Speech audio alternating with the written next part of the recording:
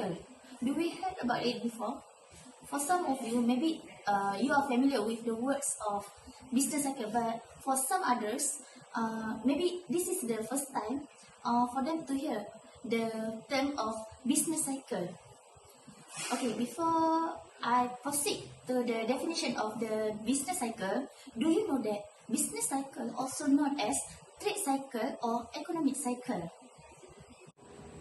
Business cycle can be described as a rise or fall in production output of goods and service in an economy. Usually, the business cycle will be measured using the real gross domestic product (GDP) or using the adjusted GDP for inflation. Okay, next, I would like to talk about the characteristic of the business cycle. First, the business cycle exhibits a wave-like movement, which is it has a regularly and recognized pattern. In other words, it is a repetitive movement. Like we know the wave move like this, right? So we can see that the movement is keep repeating. Secondly, only industrial capitalist economy that having the cyclical movement, while the socialist economy will not having the cyclical movement. In terms of the profit, it is highly variable and pro-cyclical, which is mean during recession, the profit tend to decline, while during boom phase, the profit will rise or increase. Fourth, the trade cycle is international in character, which is mean their fluctuation will easily transmit from one country to another country. This is because in the age of this globalization, the dependence of one country to other countries is huge and very high. Fifth, we can say that almost all sectors are affected by the cyclical movement, which is mean they move in the same direction, which is during the prosperity, the output will increase, while during the recession, the output will decline or decrease. So we can see here that when one is falling down, the others will follow it, follow the direction of the economy. But if one economy grow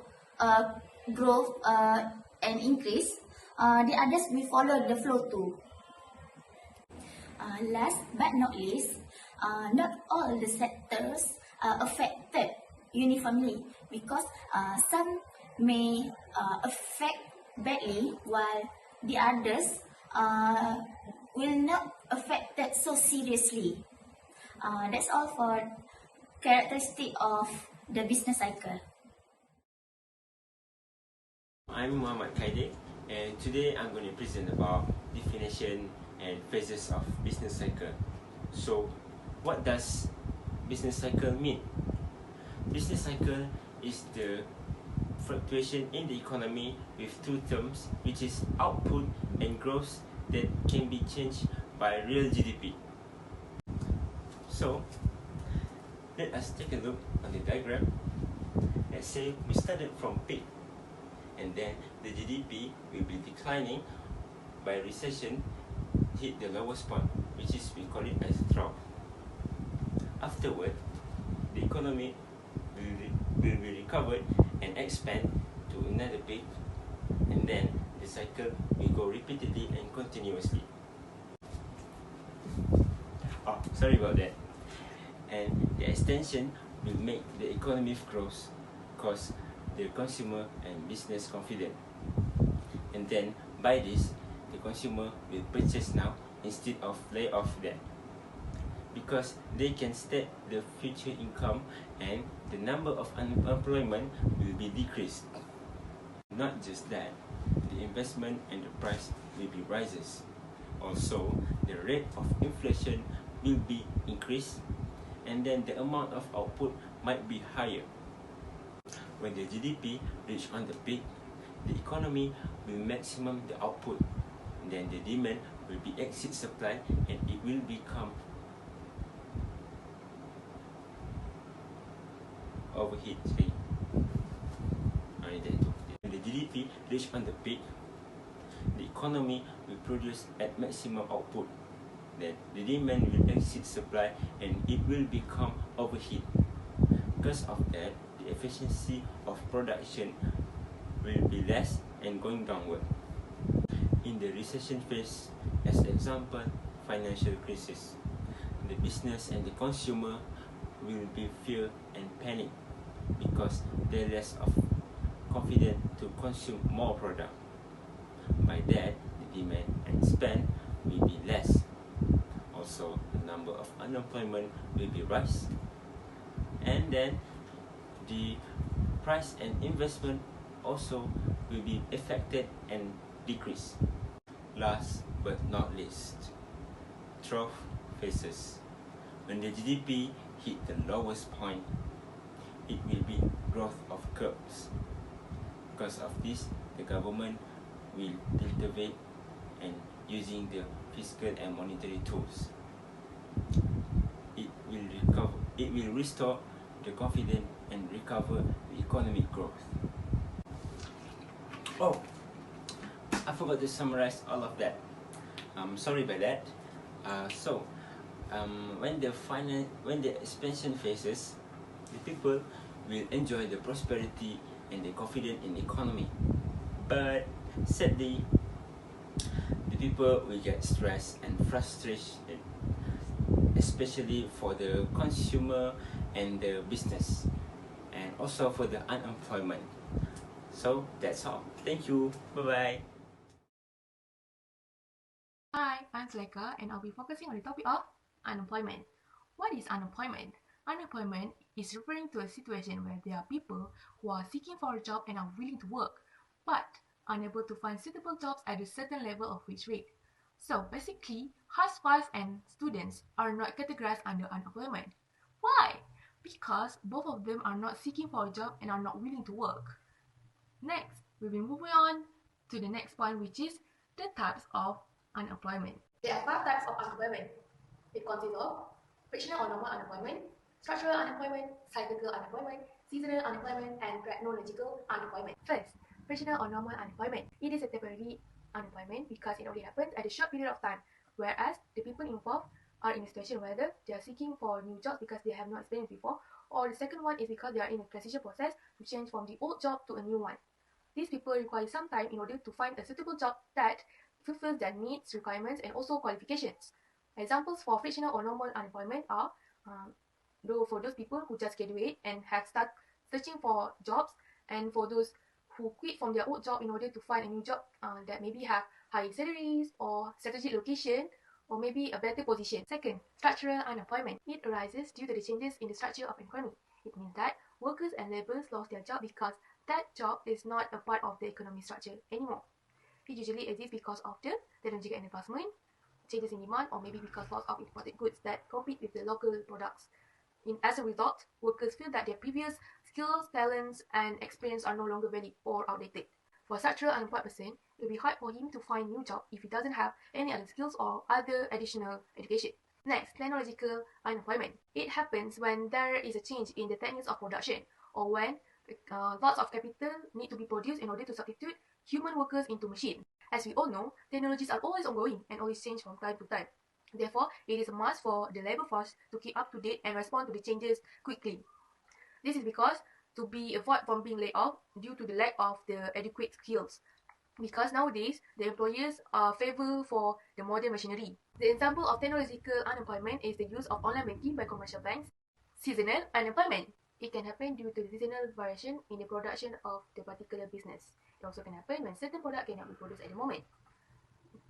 Seasonal unemployment is periodic and predictable. However, some workers are unemployed temporarily at the season. For example, during monsoon, fishermen are temporarily unemployed because of the rainy seasons, so they cannot go fishing.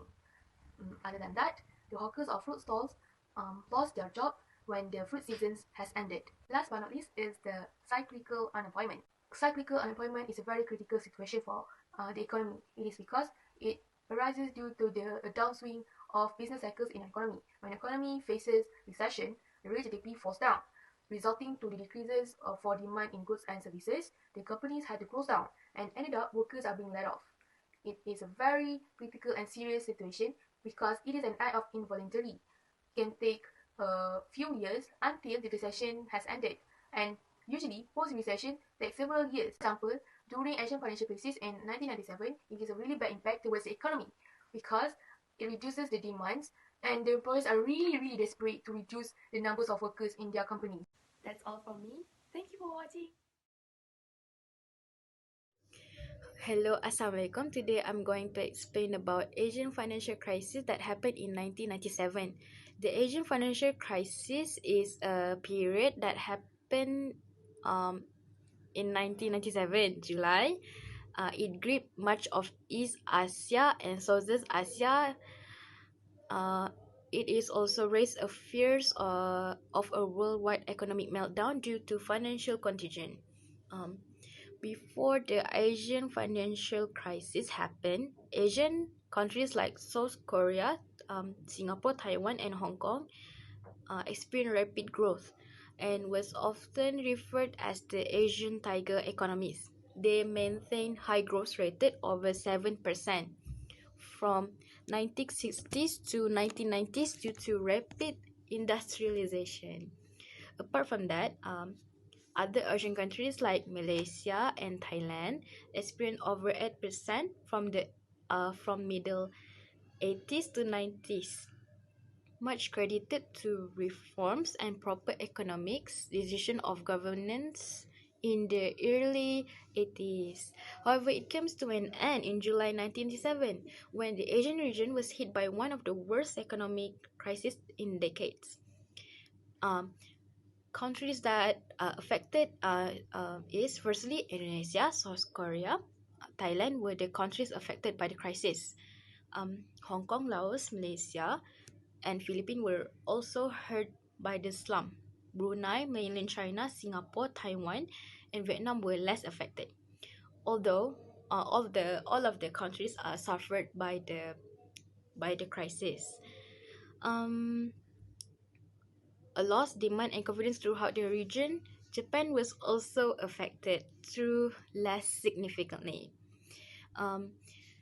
The Prime Minister of Malaysia, Tun Dr. Mahathir Mohamad, imposed strict financial regulations, hoping to curb the outflow of capital and peg the ringgit to 3.8 against the US dollar after ringgit had depreciated from 2.5 to 4.57 within 7 months, resulting a loss of value over 50%.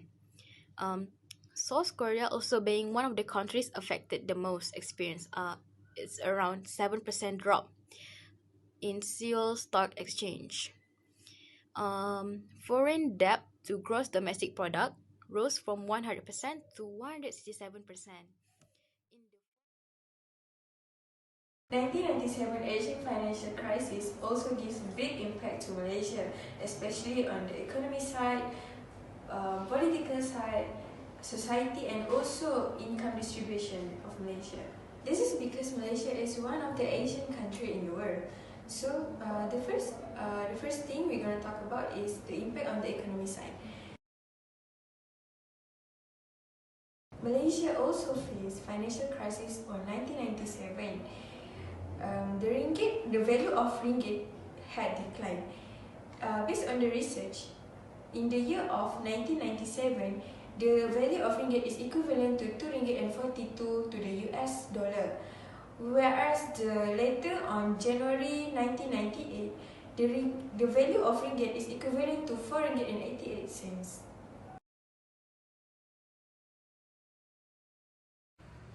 Apart from that, Kuala Lumpur Stock Exchange, KLSE, which was the third largest stock exchange in the region, its market capitalization fell about 7.5% to 181.5 billion.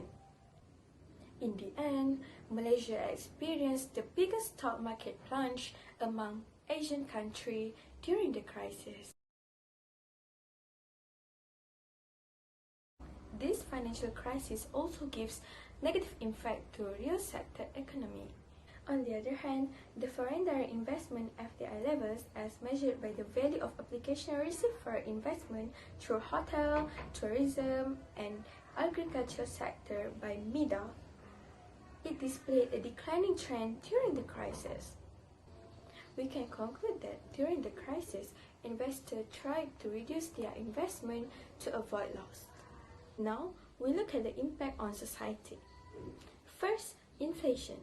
Inflation rate increased from 2.7% in 1997 to 5.3% in 1998.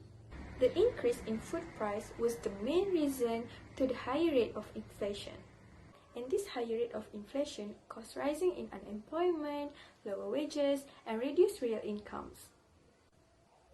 Now, the second impact on society, which is unemployment. Financial crisis affect high rates of unemployment. Malaysia has suffered from a labor shortage, which caused the presence of well over 1 million migrant workers. Based on data collected on 1998, almost 88.1% workers are retrenched. Now, we go to the last impact, which is impact on poverty and income distribution. During the crisis, the real household income fell given the rise in inflation in 1998. And now, we are done to the impact to Malaysia during Asian financial crisis 1997. Thanks for watching. Goodbye.